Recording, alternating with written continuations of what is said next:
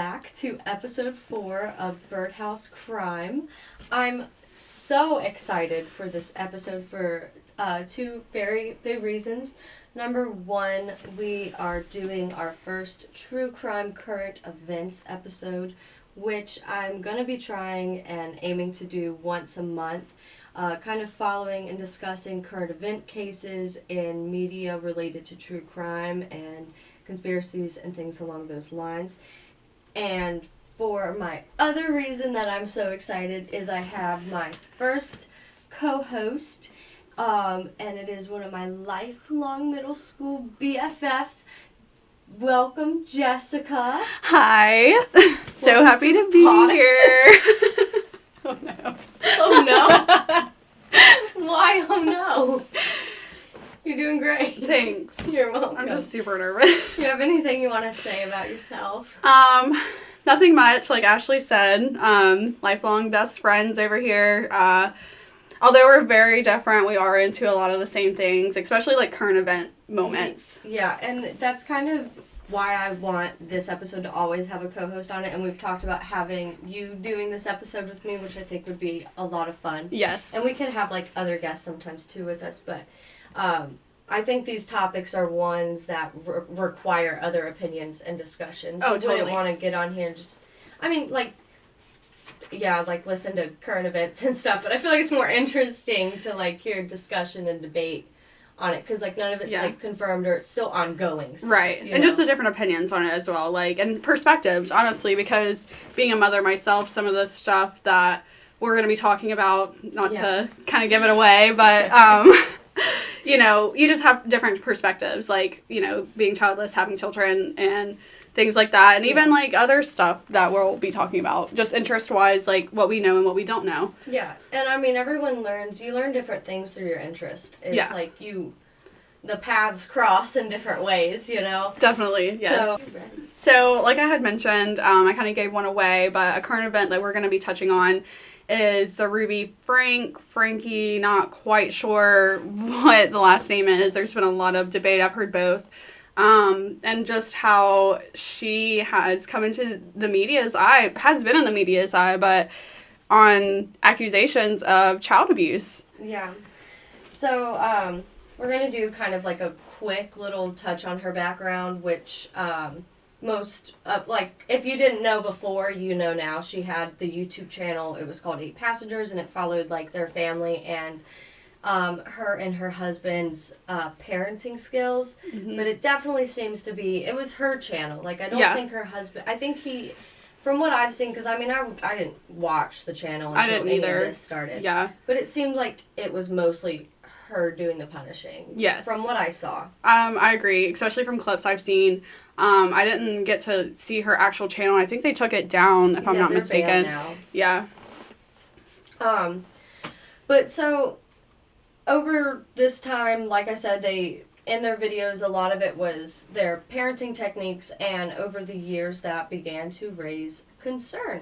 And the first thing that happened that drew attention was one of the sons being banned from his room for, I think it was like over a year or something like that. 8 months. 8 months. Yeah. And he was made to sleep in a beanbag chair. Yes. So that was one of them. They also, it was noted in a lot of videos, withholding food was a punishment, as well as, like, I saw one where one of the sons left his socks outside or something. Yes. They had, like, I think they had, like, a pool or something in their backyard, or, like, just a nice outdoor area. Yard. Yeah. And he, I guess, left his socks out there, and she made him go do 10 push-ups. Yeah. And she also threatened something about food in that. I don't remember what it was, but I think, well, if I remember correctly, I think he was trying to go to football practice, and she was like, you're not going anywhere until you pick up your mess that you have left outside. It was one sock. One sock. Your mess. Yeah, and so he, like, goes over, he gets it, he apologizes, and then she's like, drop and give me 10. Yeah. No, like, the way she talks to them, you can hear it in her voice, like, the pleasure she gets from it. Oh, from the like, punishing, she's yeah.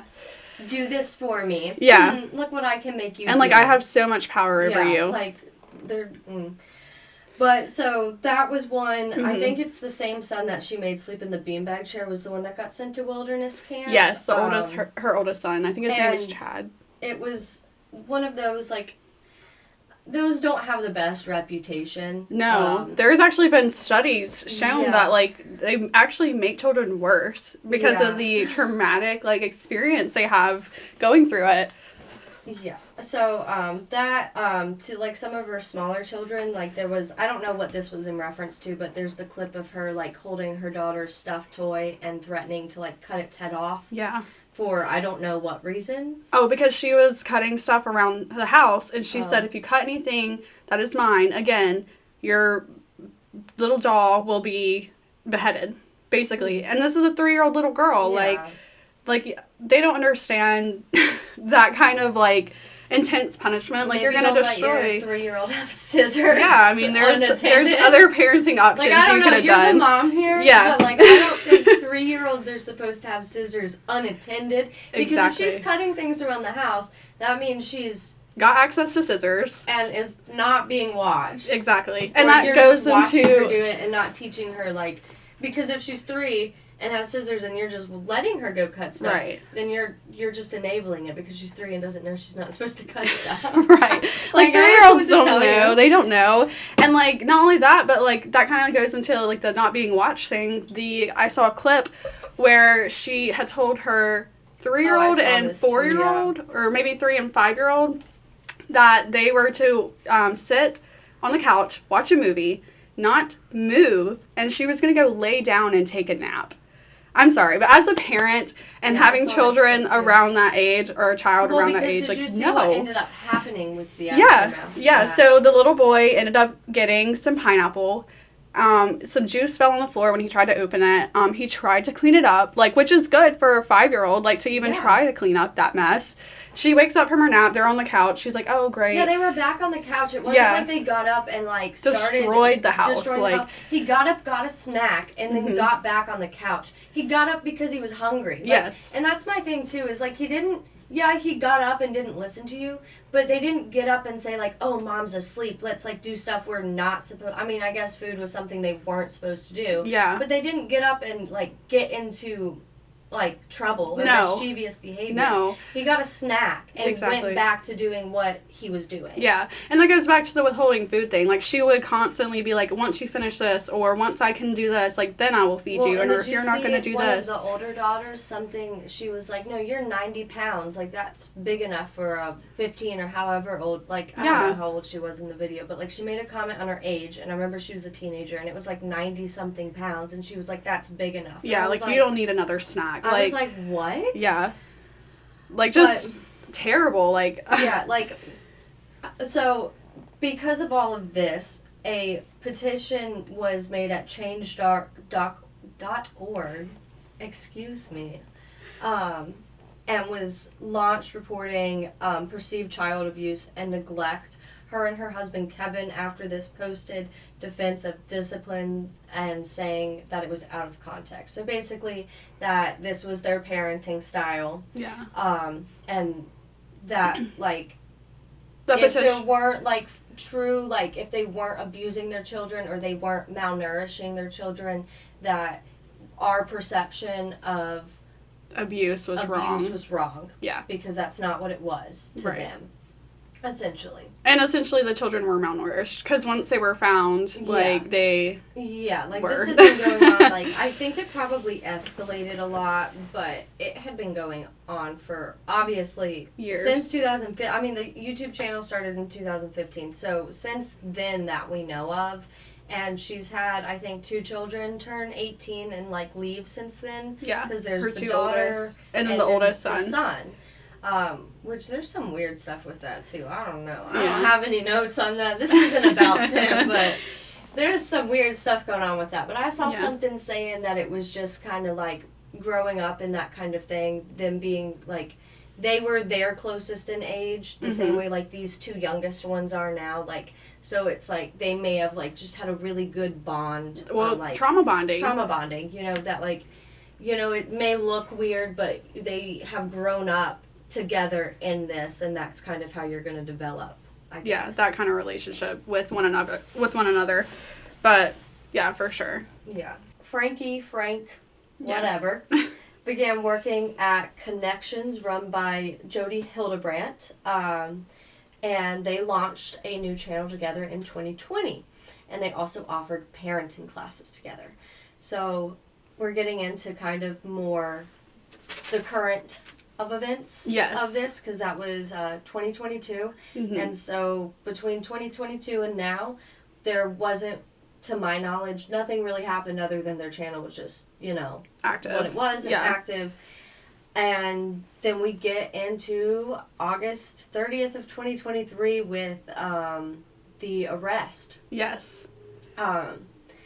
And ultimately they were both charged with 6 counts of aggravated child abuse, which is a felony. Yes. And this is the story that is why we're talking about this, and why everyone's talking about it, and why it's probably all over your TikTok For You pages and X, not Twitter anymore, but whatever. So there's the 12-year-old son who gets out. Yes. And was not the only one in the house. Correct. He escaped. So Ruby and I guess the other kids that she had, and I'm not assuming her husband. They were in different houses. I don't know. Well, I think they were going on vacation or something. They were going somewhere, and she had asked Jody to watch her 2 youngest, which would be the 12-year-old boy Russell, and then the other daughter, the youngest daughter. She was, I don't have her name, but she was 10 years old. Okay, so they were at her house. Russell escaped. He ran to the neighbors. Through a window. Ran to the neighbor's house. Had duct tape around his... I know his ankles for sure. I'm not quite sure about his wrists. It says around his extremities is what I found. So I don't know exactly what that entails, but I would assume either wrist and ankles or partially both. Okay. So the neighbor answers the door, sees this young boy in distress, obviously malnourished. Have you heard the 911 call? Yes. The neighbor sounds like he is like in tears. Yeah, so sad. Which I would be too. Like if a young child came to my house and was like, "Help me, please!" Like, oh my gosh! Like I'd drop everything I was doing, call 911, and I would just, I don't know. Like my mother instincts would take over, I guess. But yes, the poor boy finally gets to a neighbor. Neighbor calls the police. He also informs the neighbor that his sister is still in the house. So it is like urgent that they get there. And I don't think Jody or Ruby were in the home at this time. I don't know. I haven't heard. I want to say probably not. I want to say, so I don't have this in my notes, so this is not. This is all speculation. This is off the record. I believe what I heard was, I'm pretty positive Ruby was not in the home. Jody may have been, but I don't think she was either. Yeah. Because there was something about Ruby showed up to the house and the cops were already... I remember hearing something about Ruby getting to the house and the cops being there, implying that she wasn't at the house. Right. Okay. And she apparently also during this time called her husband to let him know that the cops were coming for her, and this is also still speculation, something I heard based on, he has just had an interview, what I was telling you about. Yeah. So I don't have notes on that because that was like just a day or 2 ago that he had that interview. Yeah. But she supposedly called him and somehow knew that the cops were on to her. And I don't know how she knew that, and it hasn't been released. Well, I mean, you think about all her actions. Well, and they brought up they could have had Ring cameras and stuff in the house is probably the most likely speculation. Yeah, definitely. But anyway, so the boy, tells the neighbor they have gone days without food or water. They're very malnourished, thirsty. They said they appear you could physically tell that they were in not good shape, and that is what led to the phone call, the arrest, and then now we are here with the counts and But so to elaborate a little bit on how the condition they found them in, the only other thing that I read. Was so the 10-year-old daughter, when they found her, she was found in the same condition as the brother. But in the page, and I have all of this in my citations later, but the website that I was reading it on, and it said the duct tape around the extremities, and it also said deep lacerations from being tied up with rope. And below all of that, so that was all a description about the son. Okay. And then below all of that, when it talks about finding the daughter, it said she was found in the same condition. So it would imply that they, like, I mean, it sounds like they were, like, literally just tied up in rooms somewhere. Yeah, and like, just pretty much forgotten about. Like, yeah, I mean, that's the only thing that, like, I mean, if they're that malnourished, haven't had food in days, have been tied up, like, this isn't like I mean, they're obviously being punished and tortured, but they're almost not being actively, like, tortured. Like, no, they're just being left. This is neglect. Like, straight neglect. Yeah, it's just neglect. They're just leaving them. Yeah. Like, they're just like, useless. But that's so weird. Like, up. I don't know what got us to this point in this. Yeah. And that's what I'm waiting to come out. Like, how did it get this bad? And also this is some more speculation stuff, because going into the husband's, like, statement, and I don't even think it was his statement. I think it was his attorney or something, because it was like a video. I saw a clip of the video, and it was saying that him and Ruby have been separated, and that Ruby told him that he needed to stay away from her and the kids if he wanted to, like, get back together with her or something like that. Right, so, because that makes sense. either he genuinely hasn't been, like, around her and the kids for a while, or he's saying this to, like, cover his own ass. Oh, you yeah. know, like, one or the other, because even if he hasn't done any of it, he's definitely responsible for being, like, a bystander in the situation. Exactly. And letting it happen. Like, yeah. You're neglecting then. Yes. Like, you're being the neglector. Yeah. And it's abuse as well. Like, just, like, being in the same household, watching all this go down, even if he wasn't in the same household, and not doing anything is just wrong. Like, straight up wrong, morally, like, ethically, like, everything about it is wrong. Like, you do not just treat children that way. Like, no matter what they did, like, no matter what is going on, like, that is just absolutely wrong. Whether you're watching or doing, like, you're in the wrong, and I believe he should be arrested as well, like, in my opinion, but I guess with no hard evidence I think he should be at least, like, can they not, I don't know what the hours is, but they can detain you for, like, I think it might be a day or two. Yeah. And, like, holding to essentially try and question you. Yeah. And, I mean, you're not arrested, so if you choose not to talk, whatever. So, I mean, I get that it can seem, like, pointless to an extent, but, like, for him to be that, if we don't have any evidence on him, but for him to be that close to the situation, like... Yeah, and where's your concern for your kids? Like, you haven't seen them? Like you're not concerned about... Yeah, valuable information, like, you just... Yeah. I mean, and I'm sure he's been questioned. I'm sure he has, you know, but... I don't know. But this isn't about him. This isn't about him. But so I also wanted to talk just a little bit about her family and her life. So they were members of the Church of Jesus Christ of Latter-day Saints, which, aka Mormons. Yeah. They did live in Utah. And I don't have, like, anything bad to say about, you know, like, any branch of religion, you know, but this is the same branch that recently had, what was the one case with all the kids on YouTube, the Keep Sweet, Pray and Obey or something like that. Yes, yeah. Yeah, and, like, to my knowledge, they were just part of the mainstream Jesus Christ of Latter-day Saints. Yeah. But it just, I do feel like a lot of things happen surrounding the Mormons. Yes. I'm just, and this is all just saying. This is all speculation, uncited, you know, just clips and things that I have seen myself, but they had talked about, because Jody Hildebrandt, that we had mentioned earlier, was Ruby's business partner, essentially. But they talked about how they styled their parenting advice around, like, the Mormon culture and, like, what was acceptable in that. But also, you know, because, like, I remember seeing this one thing, and it was about how having relations with the same sex was wrong, and they were teaching that, or they had done a segment on, like, how to address that with your children, but now there's speculation that Jody and Ruby had an intimate relationship. Well, it's so funny, because everyone was calling that from, like, the moment, because, like, as someone who, both of us didn't watch, like, these channels previous, or, like, I mean, I don't watch them now, but followed, kind of figured out what they were about, you know.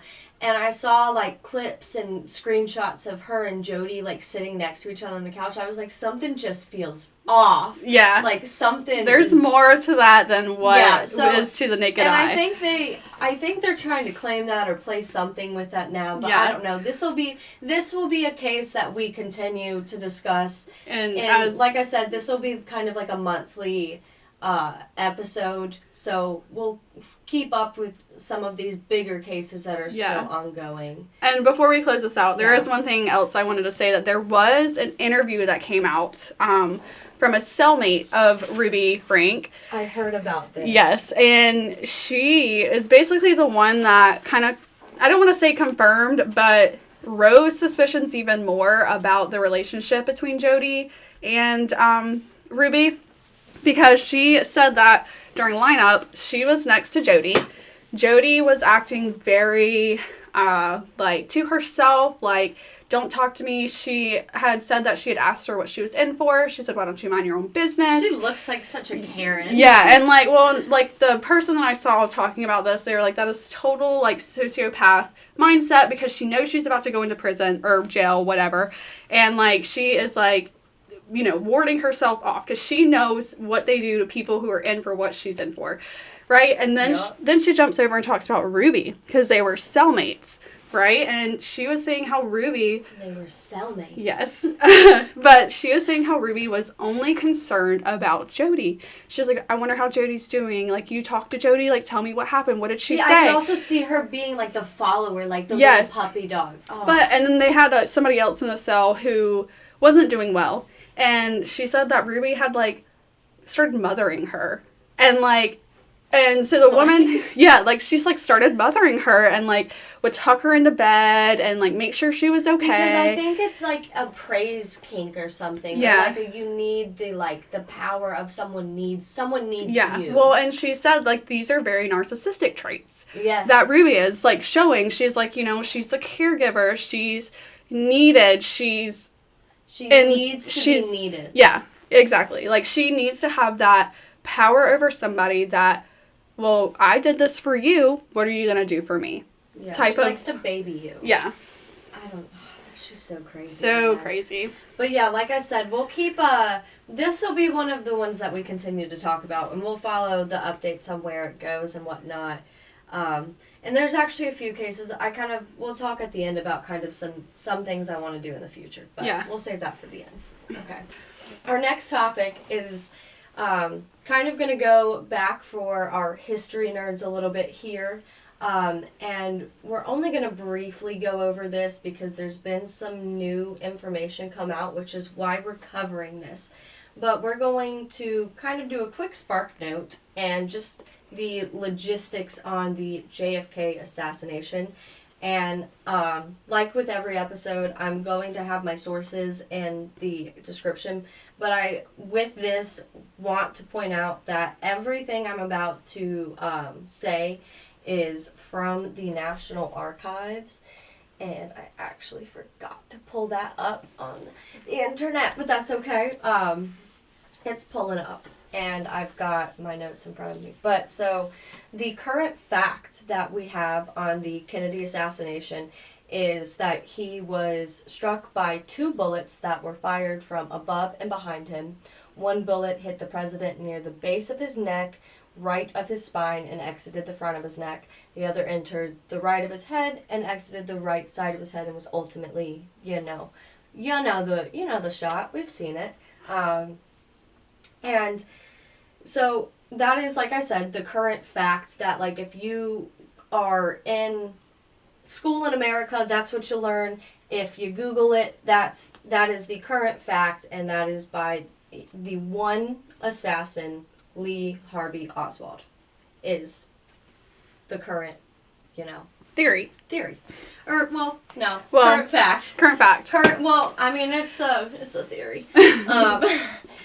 But the controversy and autopsy, and this is still coming from the nationalarchives.gov, and I'm going to read this from the page. So, it says, a determination of the number and location of the president's wounds was critical to resolving the question of whether there was more than one assassin. The secrecy that surrounded the autopsy proceedings, therefore, has led to considerable skepticism towards the Commission's findings. Concern has been expressed that authorities were less candid since the Navy doctor in charge of the autopsy conducted at Bethesda, I don't know how to say this, something Naval Hospital, destroyed his notes.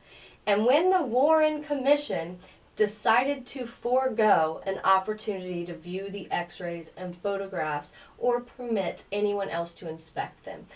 So nobody, other than that Navy doctor, knows what his body looked like after he died. Okay? So what that means is, like, all of this is theory. Yeah. Because we don't know. We don't. We know what we saw. Mm-hmm. We can confirm. I mean, there were eyewitnesses there. We know a decent amount. We know that 2 shots were fired by Lee Harvey Oswald. But we don't know what was in JFK's body. No. And so some of this new stuff is surrounding this bullet. Yeah.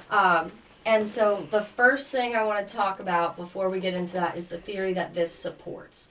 And so basically what's going on now is there is a Secret Service agent who was in the limousine with JFK. He was on detail to Jackie at the time. And he is coming out now saying that when they arrived at the hospital, I lost my notes on this. Oh, I found them. We'll leave that in there. I found my notes, guys. Don't worry. So he reported that once they arrived at the hospital, and we're going to backtrack into the story of the detail of what happened in between all the shots, but when they arrived to the hospital, he found a bullet laying behind where the president was sitting. And he picked it up and pocketed it until they got into the hospital and put it on the gurney with the president. Wow. So that's one. So we're going to do math. So that's one. We're going to do bullet. math. So it's found. We're counting how many bullets there were. Yeah. There's a bullet that this guy found. Yes.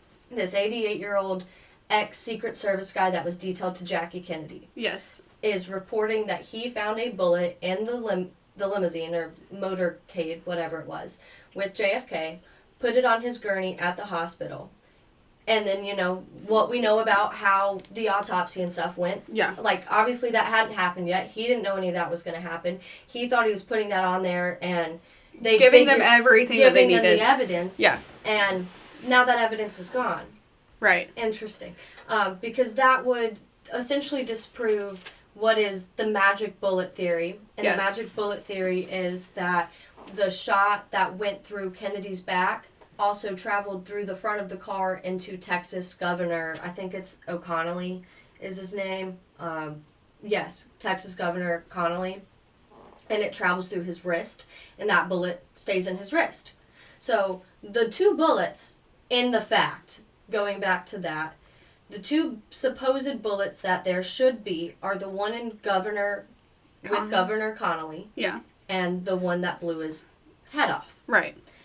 But if there's the one in Connolly's wrist, the one in the back seat, yeah, and the one in his head, that's 3 bullets. So where'd the third bullet come from? So where'd the third bullet come from? Yeah. So this supports a few different theories, and there's, Lee Harvey Oswald fired a third shot, but I mean, I think that's already disproven because this has been myth busted so many times, like by our government doing tests on it. I don't believe Lee Harvey Oswald could have fired a third one because they've always said that there would have had to be another shooter for there to be therefore another assassin.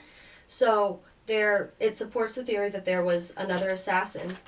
But it also supports another theory. And this is my favorite theory. And so there's a book called Mortal Error.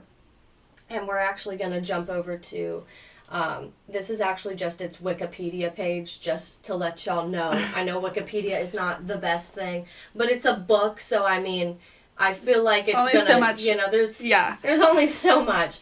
But it is a book that this guy wrote about his findings of the JFK assassination. And his theory, and I've got to get to this on here because we're going to get into a few names here and kind of some directions of way that things go if my computer wants to operate with me. Okay. So, just a rundown in the most blunt way that I can for this. His theory is, so there's the limo with JFK in it. Mm-hmm. There's also a car behind him with Secret Service in it who have guns. Okay. There is a man named Special Agent Hickey. Stop. That's his name. It is. And he was carrying an AR-15 rifle in that car. So, we're going into the series of events. We're starting the gunshots. So Lee Harvey Oswald takes his first shot.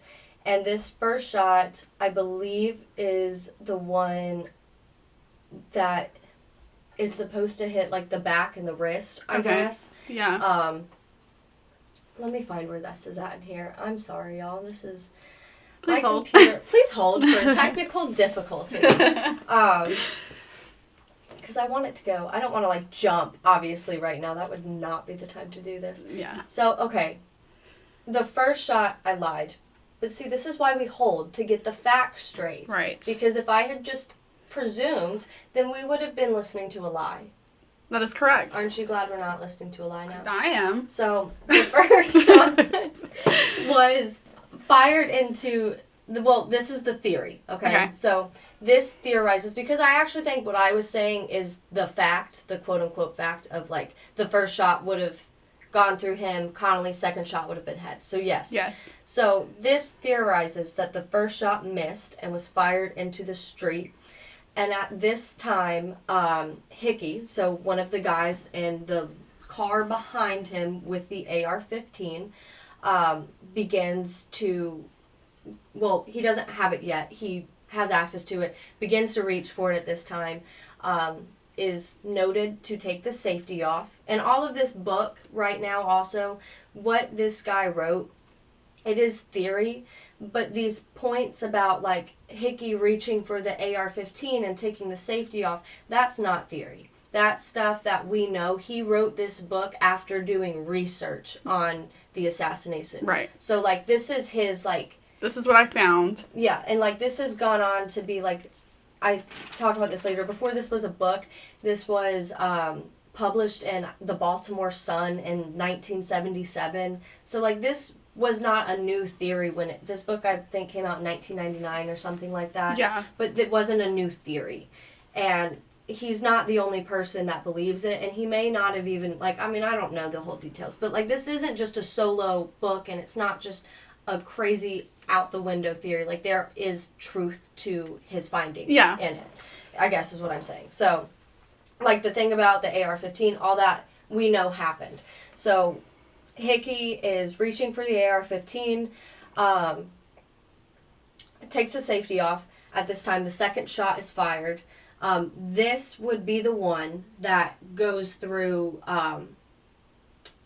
him and Connolly. Yeah. And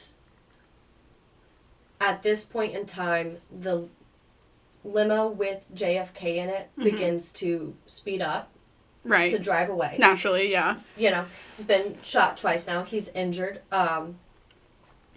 And during this, the car in the back with the guy with the AR-15 also speeding up.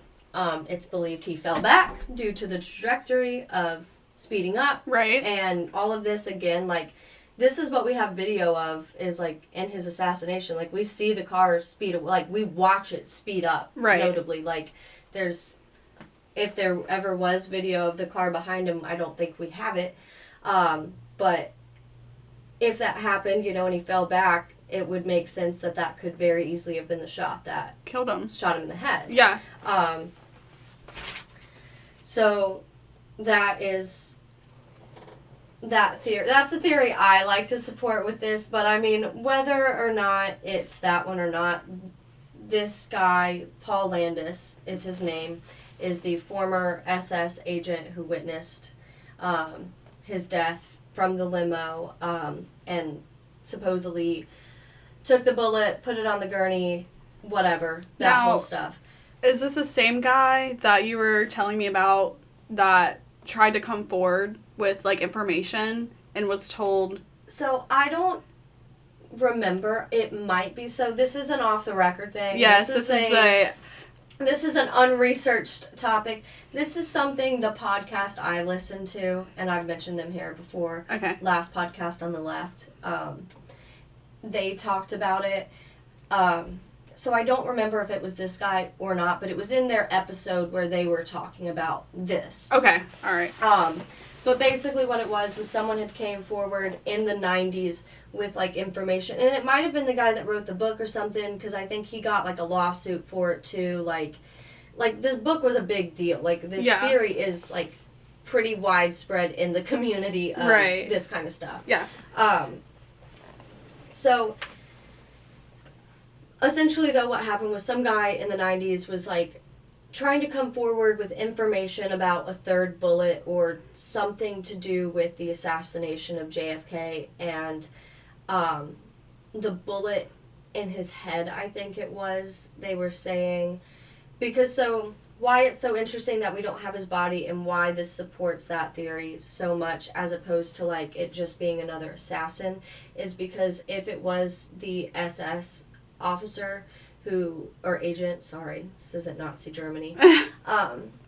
If it was the SS agent who shot him in the head, the bullet from the AR-15 would have been a fragmented bullet and exploded in his head, and those were not the bullets that were found accountable from Lee Harvey Oswald's gun. Right. So it would immediately prove that Lee Harvey Oswald was not the weapon that blew his that, like, essentially, like, you know, ended it for him. So, I mean, like, yeah, Lee Harvey Oswald was definitely trying to assassinate him, definitely shot him, but... Did he kill him? Did he kill him? I don't know, and like I said, this doesn't mean that this happened, but what it does mean is that we pretty much...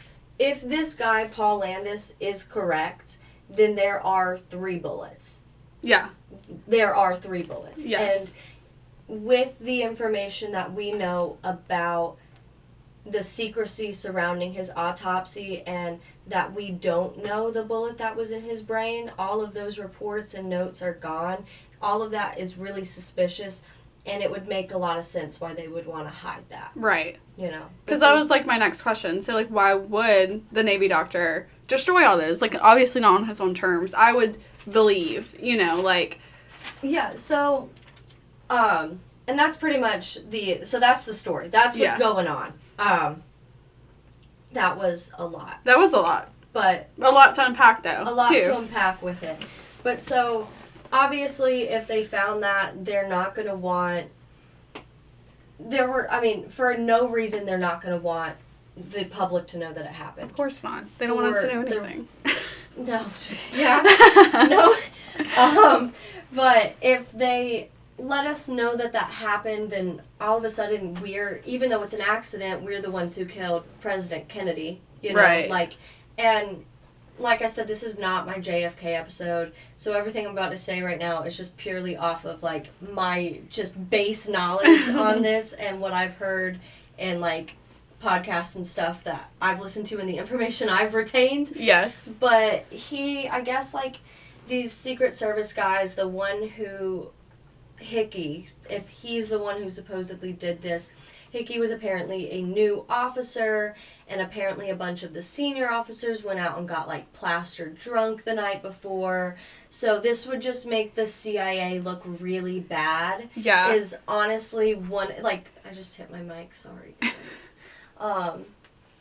One of the theories is that it just makes that, like, this was just the CIA fumbled super fucking bad. Oh, yeah. Like, so hard. Like, if this happened, then, I mean, there's no conspiracy. That's a big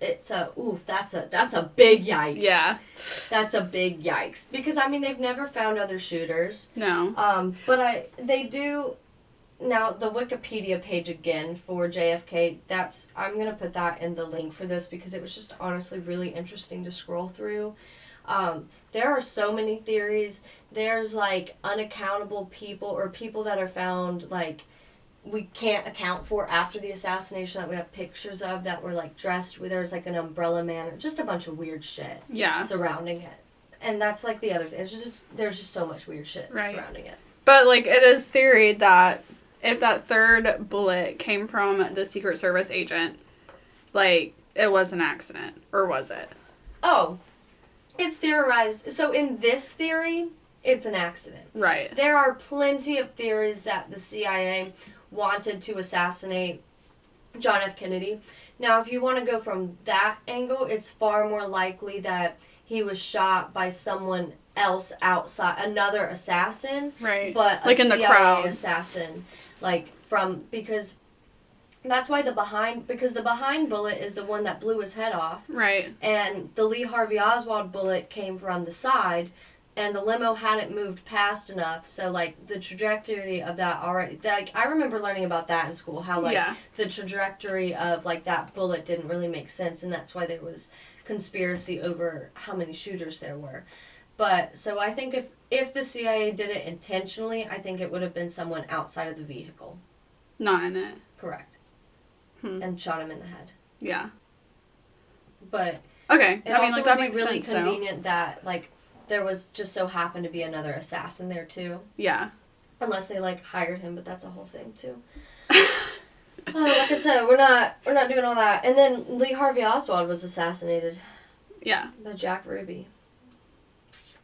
It's crazy. Yeah, it is. That's a crazy time right there. But that'll be another one we get to follow. I think the dude, Landis is his name, the Secret Service guy. He's writing a book, apparently. Oh, and he's yes. 88, so, I mean, like, hopefully he finishes it. We're rooting for him. We are rooting for him. No, I'm really rooting for him. I want to read it.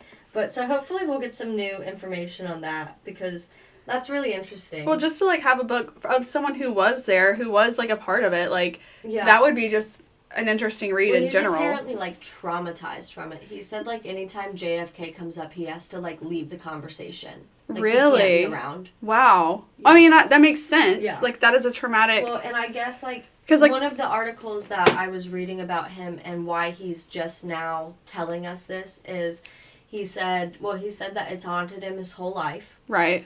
But he said that it's also made him feel so scared as to how it all went down. Like, he's like, I put the bullet there.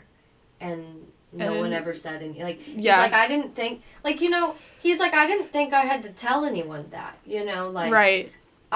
Like, he was doing the right thing in his opinion. Like, giving the medical staff what they needed for evidence, for...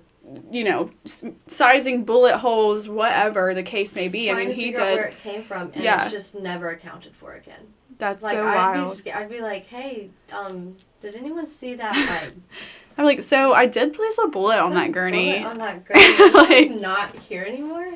And they were like, shut the fuck up. They're like, shh. They're like, bullet. We didn't see a bullet aggressively, like, winking at you. Yeah, y'all can't see me, but that's what I was doing. It was a nice aggressive wink, too, I will say. Thank you. But, yeah, so that's one that we'll keep, hopefully in the future we'll get some more updates on that. Is there, like a estimated time, maybe, that this book will be finished? I know, like, books, it's so difficult to say, but, like... I don't know. I actually... You haven't looked into that. I mean, it'll just be like, and I mean, it's also... Well, if anyone knows in the audience, like, please comment. Like, we would love to know. We'll be keeping our eyes out for that one. I mean, like, I don't know. It's really interesting because I'm like, I don't know what it's going to be about. We know the topic, but it's like, where is this going to go? Like, how many doors is this going to open up? I don't know. How many? Like, how many confirmed conspiracy theories are going to be like, whoa, I was right, and this just proves it. I mean, my money, I'm going to let y'all know right now. My money is on the Mr. Hickey with no disrespect to him at all. I just think he did. We all make mistakes. On accident. We all make mistakes. He was doing his job. He was a new guy, and I wouldn't have wanted. Apparently, and again, I don't know this stuff like that, but apparently AR-15s were new at the time and newly introduced to the Secret Service. So maybe there was just operator that error. Would just go even more into the such a what's the book called? Mortal Error. Yeah. That's literally what the book is called, or the book with this theory. Yeah. Yeah. So, I mean, that it just plays more into that this could have just been a catastrophic accident. Yeah. That owning up to. Honestly, it just sounds like it just makes so much sense. It makes so much sense. Because you're oh, well, it could have been anyone. And it's yeah, but if it was anyone or just another bullet from. Well, and just knowing how the AR-15 bullets are too. Yeah. And the way his head shattered. Yeah. Yeah. Did Lee Harvey Oswald's gun do that to any other part of his body or vehicle or whatever? Connolly's wrist? Yeah. No. But what happened to his head? Gone. What does that? What does that? An AR-15, folks. The last topic we're going to cover on our current events is this happened about a week ago. And there was a Mexico Congress hearing where Mexican lawmakers were told, we're not alone. Spooky. From aliens. So, this guy whose name I'm going to try to say. Attempt. I'm sorry. I'm going to just go ahead and say I'm sorry for any names I ever say wrong. So, I'm pretty sure his first name is Hami, is how you say that. Let me see. Yeah, I would say yes. And his last name is Mosan. I don't know. We're going to call him. We'll call him JM. JM. It's Jim in French. But I think it's Hame. So, we're just going to call him that. I'm sorry if that's not your name, Hame. So, all of this is from him, and he is a UFO enthusiast. And I know that just sounds like a crazy person, but UFO enthusiasts, usually ones that are going to Congress hearings are probably scientists and know what they're talking about in the galaxy and outer space and stuff like that. And he works in FANI, which I don't know what that stands for, but it's the Spanish acronym for UAPs, which is our acronym for unidentified aerial phenomena. And in this meeting, politicians were shown two artifacts that, according to Mexican journalist and longtime UFO enthusiast Jaime, were corpses of extraterrestrials. And those are the little mummified bodies that we've been seeing that literally look like little ETs. Yes. Phone home. They have tested their DNA and stuff, and I guess they supposedly have DNA. Well, that's interesting to know that they have DNA. I think it was 30% of it, or I think 70% didn't match anything on Earth, and the other stuff did, but that's just it was bacterial. It's bacteria and small cells and things like that, but I guess not your DNA matched anything. I don't know. That's real science, and I don't. We don't know anything about real science. But they specimens, quote unquote, and this is all still from Hame, is my source on this. They apparently are not related to anything on Earth. The two, quote unquote, tiny bodies have 3 fingers and the elongated heads, which is the ET, where it looks like if you grab the front of your head and the back of your head and pulled it out. Stretched it out. Yeah. That's what they look like. They were apparently found in Nazca, somewhere in Mexico. Okay. In 2017, and are estimated to be about 1,000 years old. Wow. And they were dated at the Mexico National Autonomous, I don't know how to say that. I guess anatomy is like what it's something for anonymous university. I was about to say, like, how did they estimate their age? So that's where they were carbon dated at Mexico National Anonymous, whatever that word is, sorry, university.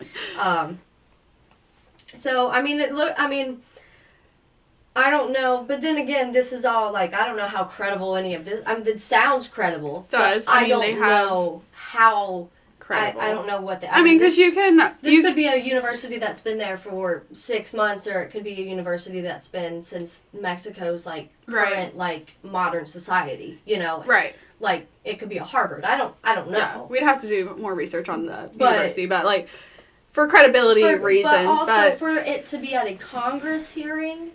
It has to have some weight. Yeah, some weight of credibility on that. So where were they? Do you know where they were found? I know you said that. Ancient Nazca lines. So like you know how there's a lot of like I guess old like real old like historic Mexican towns. I guess like it sounds to me like it was somewhere like that. In there, like in a because they were found mummified. Oh. So like they could have been there. I feel like they were probably in like cave or rock or something somewhere. If I had to guess. Like, for them to be, like, preserved that well, they had to be inside of something. Wow.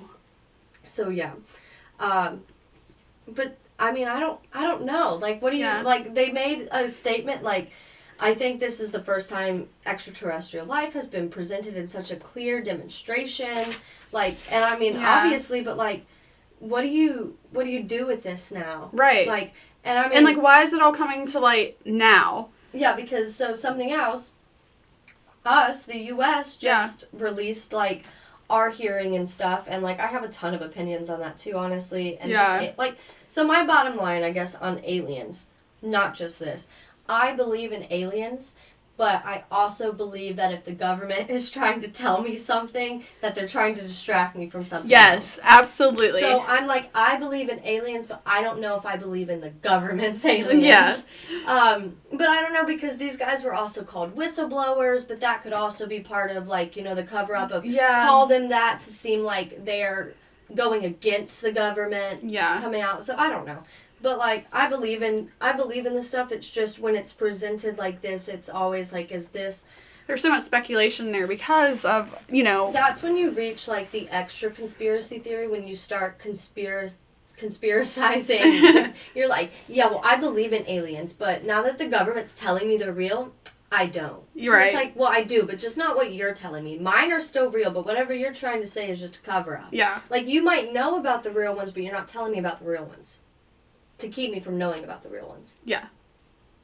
You know? I know. Like, so I just don't think it's too convenient for them to be coming out right now with that. With everything, like, currently happening, you know. Yeah. Well, and I think I've told you before, it's called, like, Project, like, Blue Book, I think, or Blue Beam. I don't know. They're both a thing, so this is where I'm wrong, so I'm really sorry. I'm pretty sure there's a Project Blue Book and a Project Blue Beam, but one of them's aliens, and I want to say the other one's, like, World War II or something.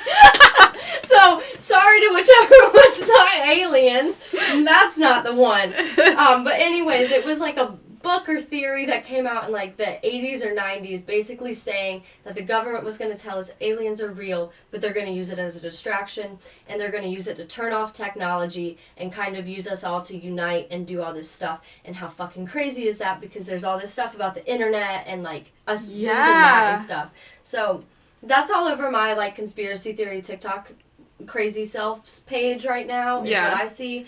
And I like saw that and was like, this can't be real. Like, as in, I was like, someone is making this up now to come tell me this. Right. But, like, no, this was, like, a true theory or something that was, like I years said, ago. Back in, like, 80s or 90s. I don't remember, because that's not what this is about fully, but we're talking aliens. It's on brand. It's on brand. But basically, essentially, that the government's going to say, hey, aliens are here, they're a threat, we need to unite, and then, like, let's shut all of our electronics off, and come together so that we can reboot and then have control of everything. Yeah, something along those lines, essentially. Yeah. So, I don't know. It's crazy. It is crazy. And, like, I don't know. It's hard to talk about it. Because they're definitely out there, and they definitely don't want to hurt us because... they would have by now. Not to a mass. You don't think? Yeah, well, I mean, not yet at least. Because, like, if they have interacted with us, and the abduction... Like, let's say the abductions and stuff that have, quote-unquote, happened are real, and they've, done the experiments on humans that they have, that's not nice and probably hurts people. But they haven't destroyed our world. They're not overtaking us. Like, in a general, aliens don't affect your day-to-day life, that we know of. That we know of, yes. They could be amongst us. Yeah. In a very... But that's what I'm saying is, like, they're not hurting us. No. Like, they're not harming us. But I also think that, like, maybe they're watching us and are like, we're going to make sure, like, if they start to fuck up, we're going to go... wipe them out. Put a smackdown on them. No, smackdown. Like, be like, maybe they're what's taking us out before, I don't know. There's a lot of stuff, and I'm really interested in, like, the pyramids and ancient aliens type stuff. Yeah. It's something there's aliens just all connect to so many different things. Right. It's something crazy about them, for sure. Yeah. Well, I heard this theory, too, that, like, aliens, because, okay, like, the concept of time, right? Like, it's not parallel. It is all over the place, Dude, right? I was looking up how we see into the galaxy last night. Yeah. And I blew my own mind. Like, when we look into space, into the galaxy, I, like, screenshot this because it was so crazy to me. We see, like, a certain amount of, like, light years away. And 1 light year is, like, 6 or something trillion miles away. Mm-hmm. And we see into the past and future. Yeah. Like, what? I don't even know. I don't know what that means. Exactly. Like, what does that mean? But there's this theory, right, that time obviously is not linear. Like, it is not parallel. It is... how do you say it? Like a web. Like a web. Yes, there you go. So, like, there was a theory that aliens are actually traveling back from time and are actually modified humans. Like, they are humans that have had to conform, adapt, whatever. The same way, like, because whether you think that evolution truly happened or was just... Because I think that... And this isn't about religion or anything like that, but, like, whether you're religious or not, evolution happened and either happened coinciding that or just by itself, one or the other. But we can prove evolution because we know Pangea used to exist. Our continents were in different places. We've found, like, skeletons and fossils of animals on continents that they, to our knowledge, have never, ever, ever existed on. Right. Humans have had to change and adapt over time. So it just supports the theory that, like, they could be from because that's the thing is we're not just saying 100, 200 years in the future. No. We're saying light years. Light years. Light years in the future. Humans coming to see us. Right. Is what you're saying, right? Yeah. They're like, oh, my great-great-great-great-great-great-grandchild. Like, or whatever. Grandma. It would be grandma. But, like, I don't know. Like, it's just crazy because, like, obviously, you have your lineage of your families and stuff. So, I mean, to think that they are humans and, like, what they know and what they don't know and, like, or maybe they don't know. Maybe they don't know that they were humans. I don't know. That we're the same. And that we're the same. And then that, like, you that still they like me. From us. Yeah. And that they're coming back to see us. Right. So that's kind of like... Okay, so I think I'm getting this timeline thing now, actually. Because, the TV show Lost... Yes. That show, I was determined to figure out the timeline, and basically it was saying the timeline in that show wasn't linear. Right. And we're not talking about Lost, but just how their timeline worked was that essentially whenever things happened that sent them back, whatever could cause that, like through the space or the time, like whatever their dimension portal thing was there, which in this case the aliens would have their ability to light travel, could do that. Right. Their timeline wouldn't be linear like ours. So when they're here, they were only ever here on our timeline here, but it's back for them. if that makes sense. Yes. So it always happens at the time it does. It's never actually you always think that someone's going to the past or going to the future, but no one's ever doing that. No. You're jumping timelines, and what you did happened exactly chronologically when it was supposed to, and only ever happened once. There was no back jumping or forward jumping, which I used to think happened. Was like you went back, so you're going to remember that. You're going to alter time. And that's like how some movies do it. When you go back in time, you disrupt the timeline. Right. These aren't timeline disruptions. No. They're very different. No, yeah. It's crazy. I know. I don't even know if that made sense. Did you get it? I got it. I understood it. You got it? Yeah. Well, that's good. But, I mean, we got crazy brains, so that's probably why. I probably need to call the loony bin. It's fine. It's fine. We're fine.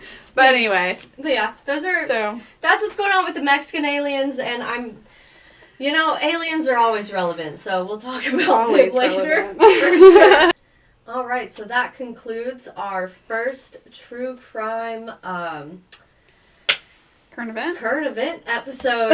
I'm pretty happy. I feel like it went well. I agree. I had a lot of fun with it. I had a great time. Thank you so much for coming on and being my first guest. Of course, anytime. The nerves were there, but this is not as bad. I think we got through it. It's a lot better at the end. It is so much better You'll at the have end. to drink next time. We'll have to plan. Yeah, we'll have to plan this. Different time of day. Yeah.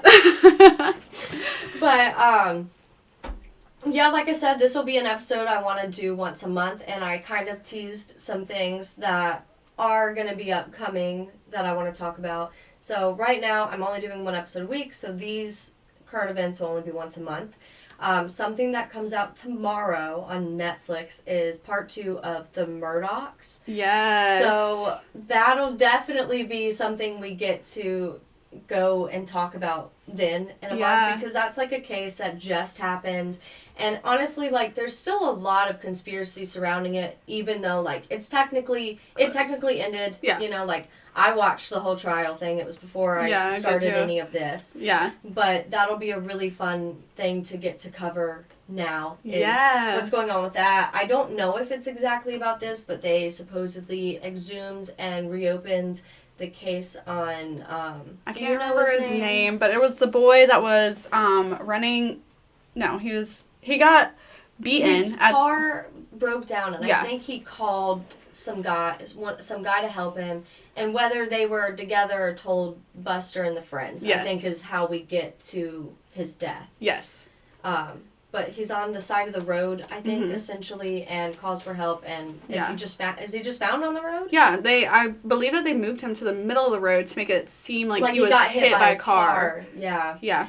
But there was a lot of speculation around that, and if the older Murdoch son, Buster, which is currently one of the 2 only living in the family now.